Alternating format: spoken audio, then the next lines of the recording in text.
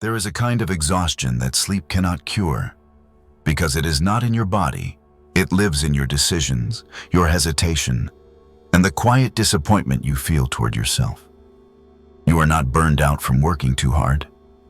You are drained from watching yourself promise change in the morning and betray it by noon. You wake up telling yourself today will be different, that this time you will stay disciplined, focused, committed.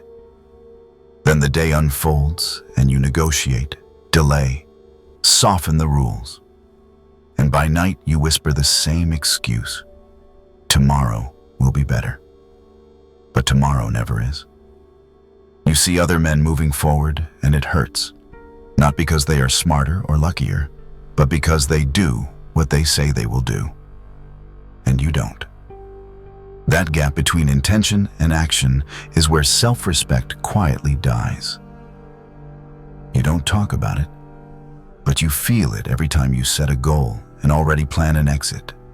Every time you make a promise and secretly prepare an excuse. Every time you start knowing exactly how it ends. This isn't laziness. It's something colder. It's the loss of authority over your own mind. You don't lack motivation. You lack discipline strong enough to function without motivation. Deep down, there is a fear you rarely admit. If you truly commit, if you stop giving yourself escape routes, will you survive the pressure? You fear isolation. You fear being judged. You fear becoming the man people describe as difficult, intense, or cold. But there is one fear that eclipses all the others. The fear of waking up 10 years from now and realizing nothing changed. If this feels uncomfortable, good, because comfort is what kept you stuck. This video is not here to soothe you or make you feel understood. It is here to confront you. It is for the man who is tired of cycling between inspiration and collapse. For the man who knows something inside him is being wasted.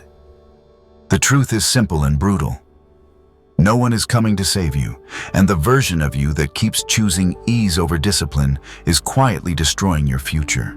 The moment you face that without flinching is the moment this cycle can finally end. What you are feeling is not confusion, but hunger for structure, for a standard you stop negotiating with. Because when a man cannot trust himself, the world becomes heavy, noisy, and unforgiving. And every small failure echoes louder than any external criticism. If you recognize that pattern, the broken promises, the constant negotiation with yourself, the quiet erosion of self-respect, then you are already asking the right question. Why understanding yourself never seems to translate into control? This is where Niccolò Machiavelli enters the conversation. He did not write for moral approval or social applause. He wrote for those who wanted to survive chaos and shape outcomes instead of being shaped by them. Machiavelli looked at power without romance, without guilt, and asked a colder question. What actually works when people are driven by fear, comfort, and habit? He understood a truth most men avoid. Human behavior is not governed by ideals, but by incentives, pressure, and repetition. That insight does not stop at politics or rulers. It applies directly to your inner life. The aim of this video is to give you a different lens, not encouragement, but clarity. A way to see your weakness without shame and your discipline without emotion. You will not be handed routines to copy or rules to admire.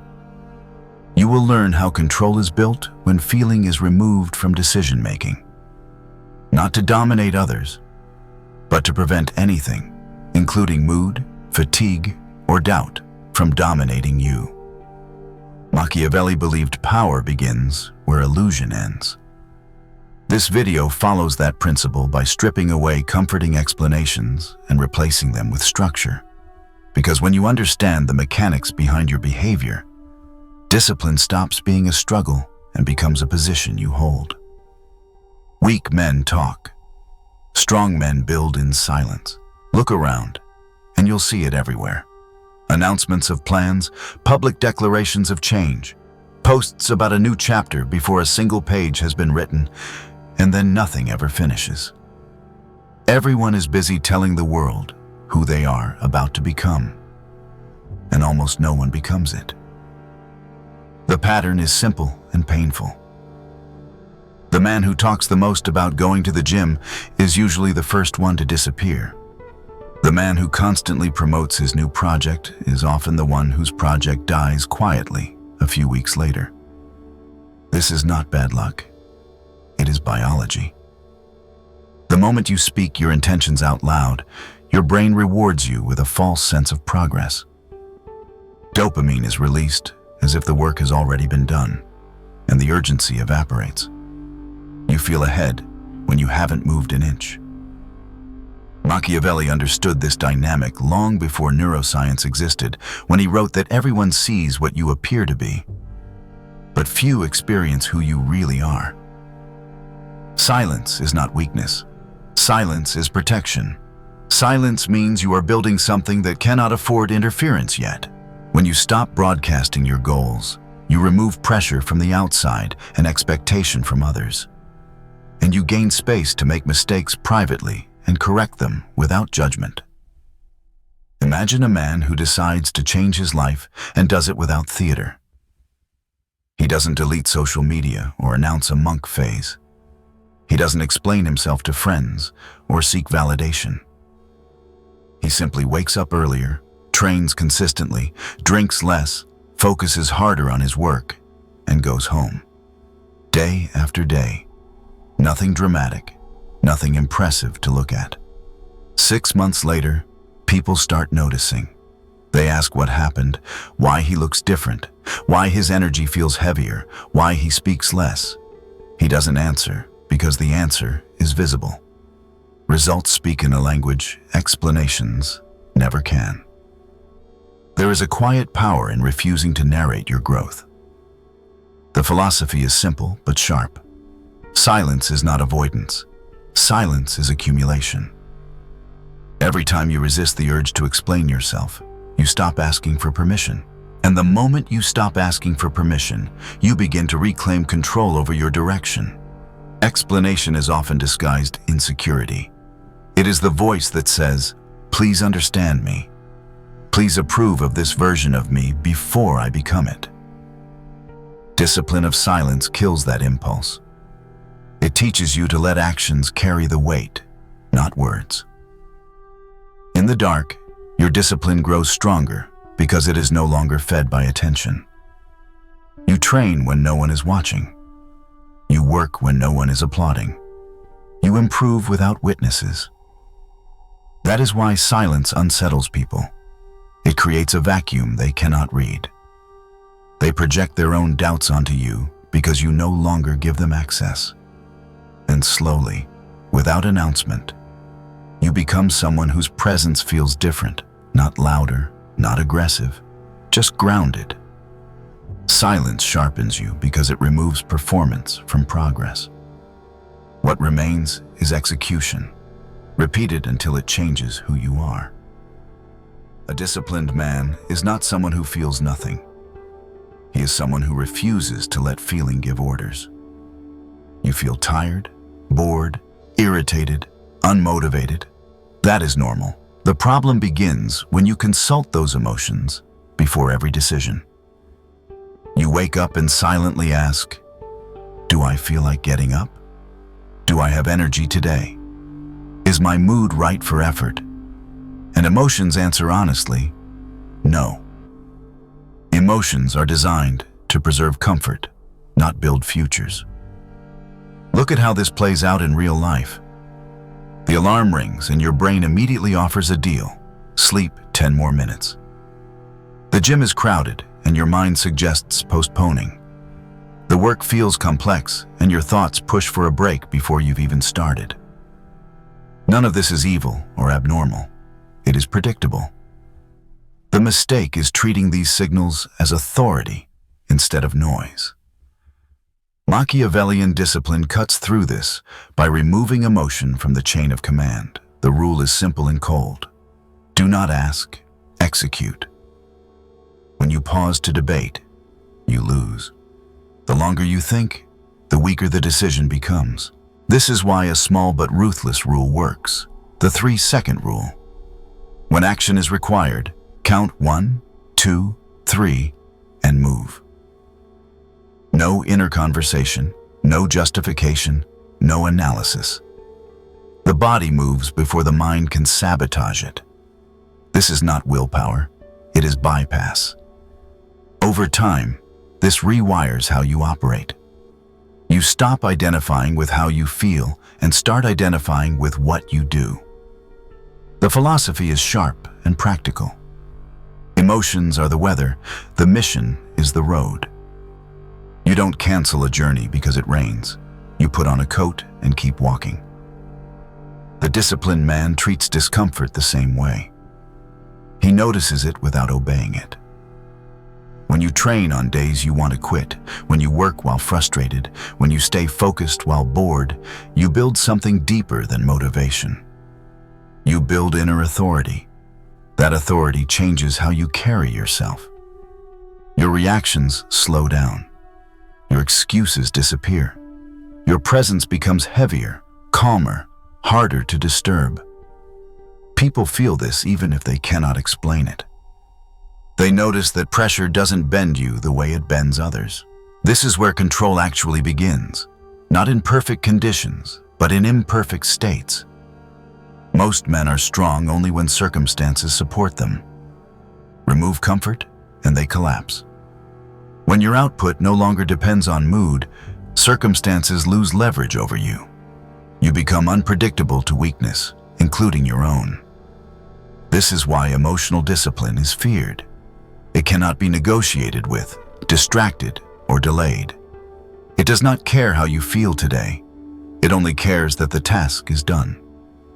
Each time you act without permission from emotion, you take back a small piece of sovereignty. Over time, those pieces connect. Eventually, you realize something fundamental has shifted.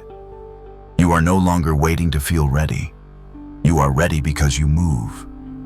And once action becomes automatic, fear loses its grip, hesitation loses its voice, and discipline stops feeling like effort and starts feeling like identity.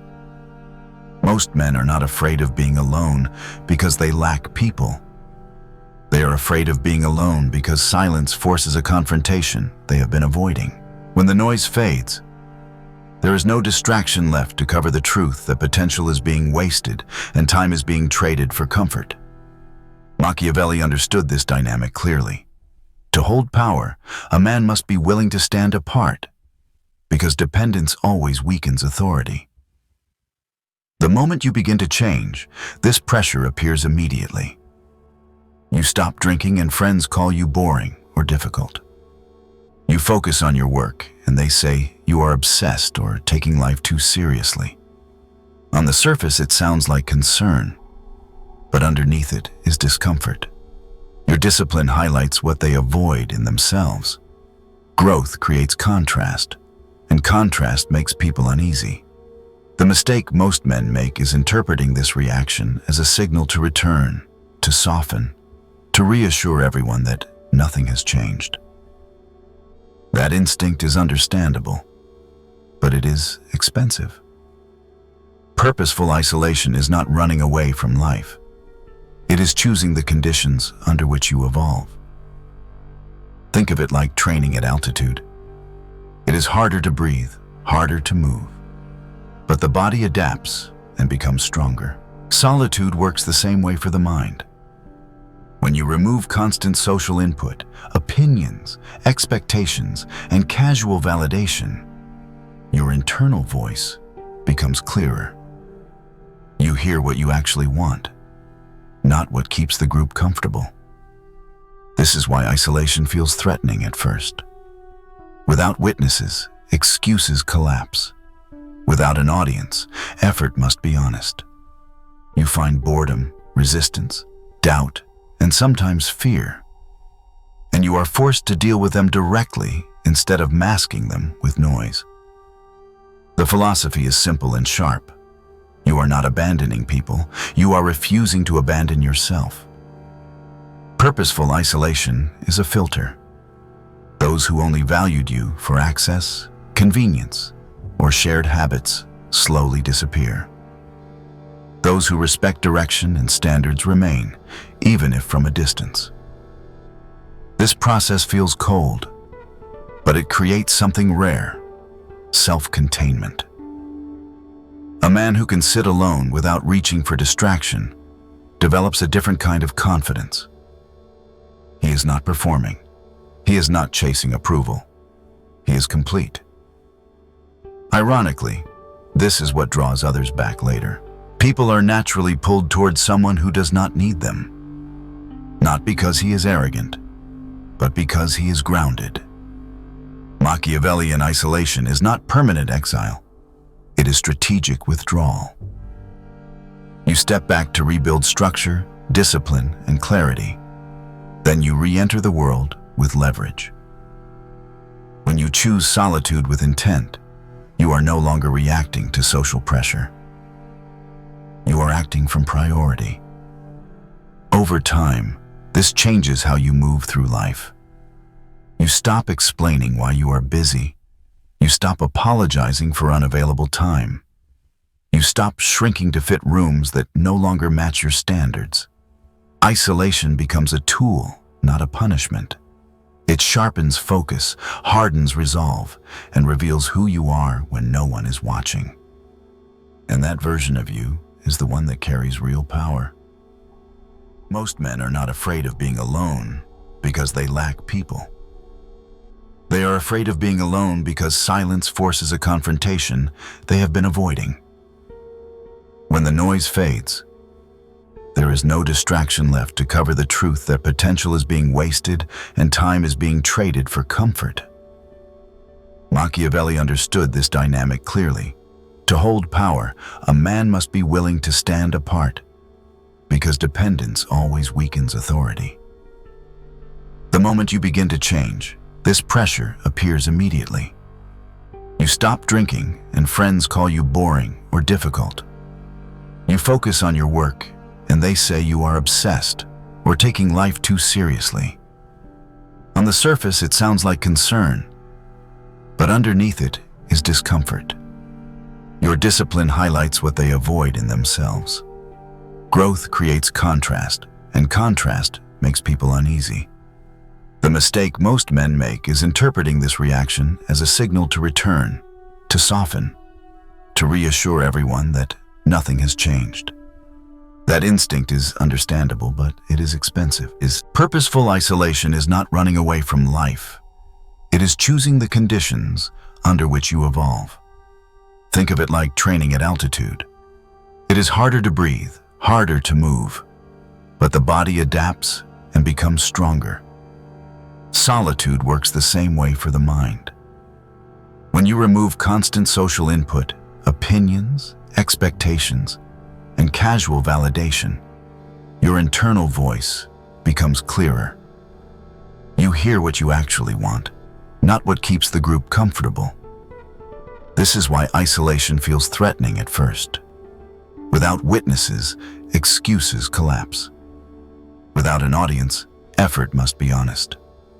You find boredom, resistance, doubt, and sometimes fear, and you are forced to deal with them directly instead of masking them with noise. The philosophy is simple and sharp. You are not abandoning people. You are refusing to abandon yourself. Purposeful isolation is a filter. Those who only valued you for access, convenience, or shared habits slowly disappear. Those who respect direction and standards remain, even if from a distance. This process feels cold, but it creates something rare: self-containment. A man who can sit alone without reaching for distraction develops a different kind of confidence. He is not performing. He is not chasing approval. He is complete. Ironically, this is what draws others back later. People are naturally pulled towards someone who does not need them, not because he is arrogant, but because he is grounded. Machiavellian isolation is not permanent exile. It is strategic withdrawal. You step back to rebuild structure, discipline, and clarity. Then you re-enter the world with leverage. When you choose solitude with intent, you are no longer reacting to social pressure. You are acting from priority. Over time, this changes how you move through life. You stop explaining why you are busy. You stop apologizing for unavailable time. You stop shrinking to fit rooms that no longer match your standards. Isolation becomes a tool, not a punishment. It sharpens focus, hardens resolve, and reveals who you are when no one is watching. And that version of you is the one that carries real power. The most dangerous man in the room is not the loud one, not the aggressive one, not the one trying to dominate attention. It is the man who always shows up. He shows up on good days and bad days, when conditions are perfect and when everything feels off, when motivation is high and when it is completely absent. No explanations, no complaints, no emotional performance, just presence. This kind of consistency is unsettling because it removes every excuse others rely on. You can argue with intensity, you can challenge talent, you can wait out enthusiasm, but you cannot negotiate with consistency. Think of the man who has trained for 5 years straight. He doesn't post progress photos, he doesn't talk about discipline, he doesn't inspire anyone with speeches. He simply appears, lifts, leaves, and repeats. You cannot stop him because there is nothing to interrupt. He is not powered by mood, praise, or external pressure. He is powered by routine that is hardened into identity. This is what makes consistency frightening. It makes you inevitable. People expect breakdowns. They expect excuses. They expect fluctuation. When none of that arrives, they feel something shift. Machiavelli understood that predictability in reaction creates vulnerability, but predictability in execution creates dominance. When people know you will show up regardless of circumstances, manipulation loses leverage. Pressure stops working. Distraction fails. Over time, your calm repetition builds a reputation stronger than any declaration. You don't need to defend yourself because your pattern defends you. Consistency also rewires how you experience effort. When action becomes non-negotiable, resistance fades. The mind stops arguing because it learns that argument changes nothing. This is where freedom quietly appears. You are no longer dragged forward by inspiration or dragged backward by fatigue. You move because movement is who you are. That steadiness creates fear in others, not because it is aggressive, but because it is unresponsive. There is nothing to hook into. No emotional reaction to exploit. No visible weakness to press. Just steady forward motion. The philosophy is simple and final. Consistency turns you into something that cannot be bargained with. It is not exciting.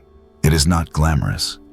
It is deeply uncomfortable for anyone who lives on bursts of effort and long periods of avoidance. Over time, this consistency compounds.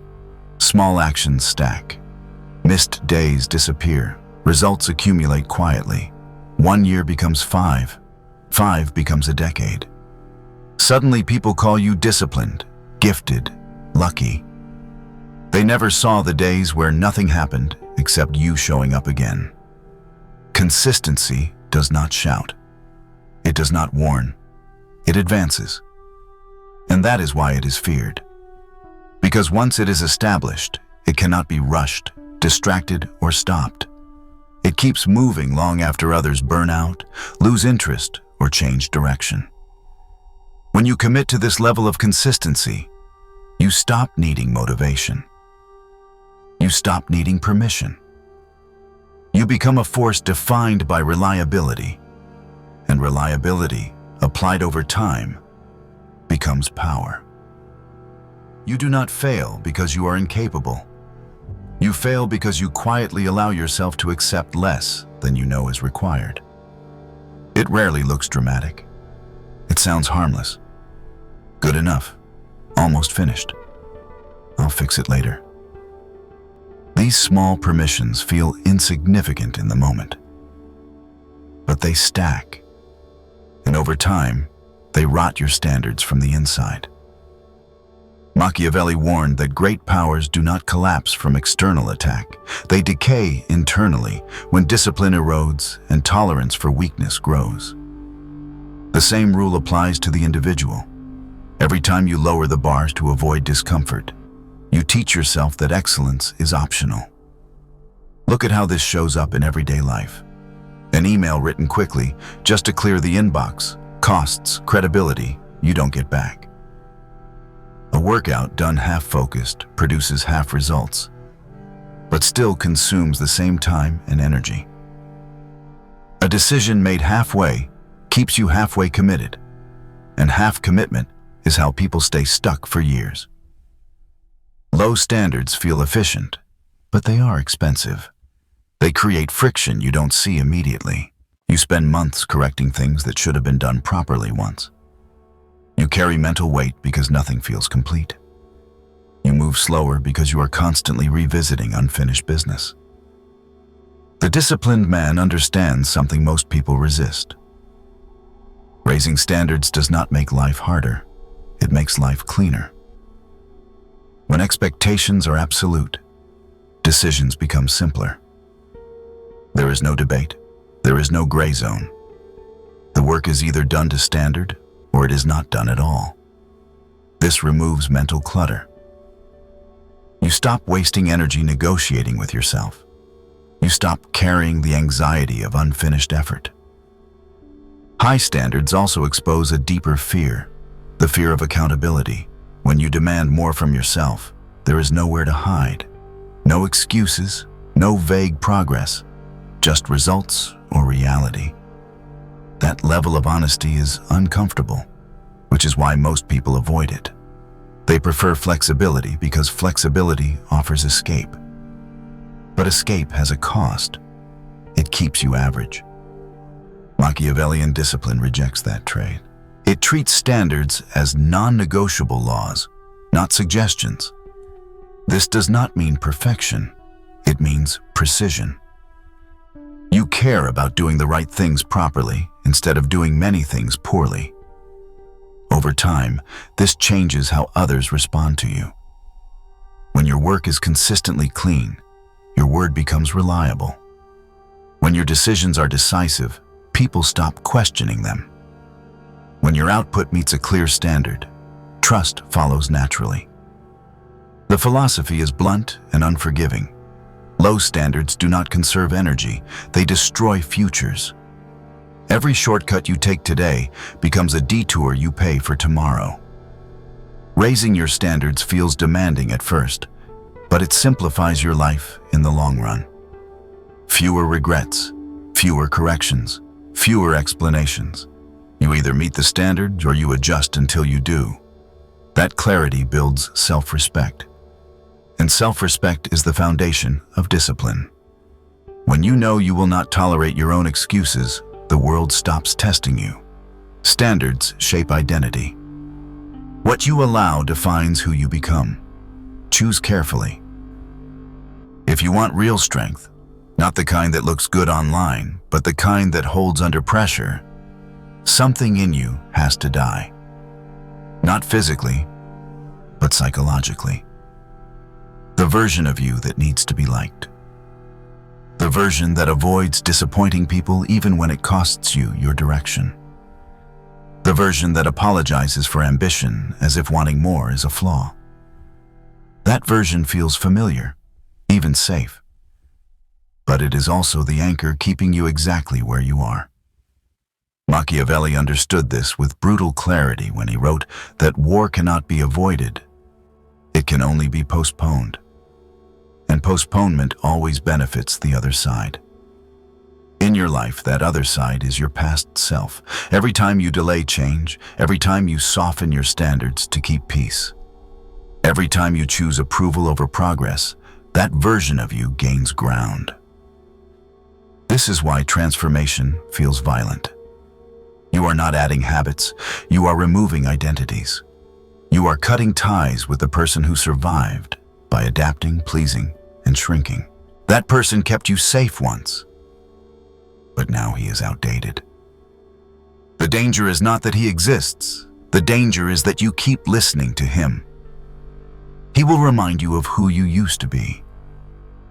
He will bring up old fears, old comforts, old rationalizations. He will say, don't push too hard, don't change too fast, don't upset the balance. What he is really saying is, stay familiar, stay predictable, stay small. If you do not kill that voice, it will kill your future quietly, not with disaster, but with delay. This death does not happen in one dramatic moment. It happens in choices that feel uncomfortable and irreversible. Saying no without explaining, disappointing someone and not fixing it. Walking away from environments that reward the old you. Accepting that some relationships will not survive your growth. This is the tax of evolution.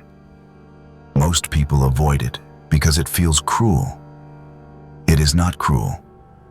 It is precise. You are not destroying yourself. You are shedding a skin that no longer fits. There is grief in that process. You will miss who you were. You will miss being understood easily. You will miss being harmless. But on the other side of that loss is something heavier and calmer. A version of you that does not ask for permission to exist. A version that does not negotiate with fear. A version that measures himself by internal law, not external reaction. This is what Machiavellian discipline ultimately demands: loyalty to your future over comfort in your past. When the old self dies, excuses lose their voice. You stop explaining your direction because you are committed to it. You stop softening your edge because you finally understand it is necessary.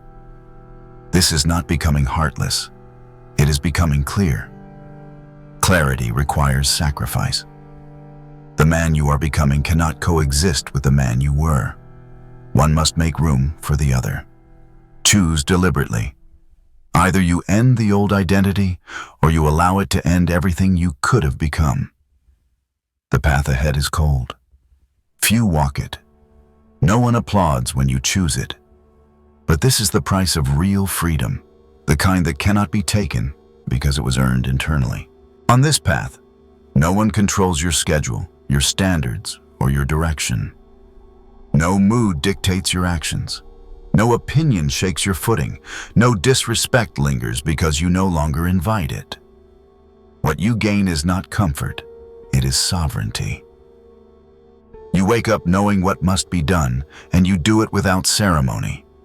You move through resistance instead of negotiating with it. You stop explaining your choices because results have already answered. This road feels lonely at first because it removes noise, distraction, and false reassurance. But in that silence, you discover something rare: trust in yourself. Once that trust is built, fear loses leverage. Anxiety quiets down because you are prepared. The world senses this shift before you ever announce it. People treat you differently because you treat yourself differently. If you choose this road, mark it now.